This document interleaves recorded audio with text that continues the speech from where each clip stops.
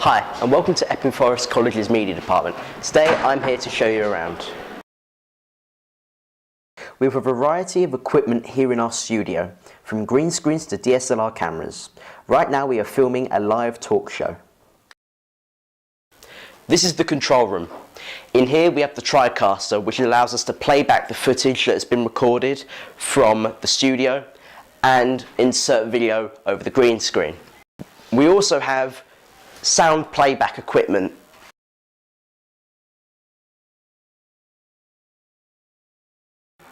Here is our Mac editing suite.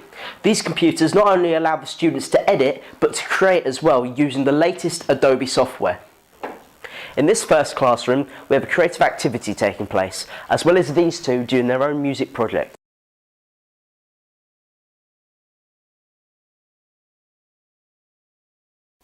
Lastly, in the second of the two classrooms, we have a discussion going on, which allows us to work better as a team before they move on to an independent project.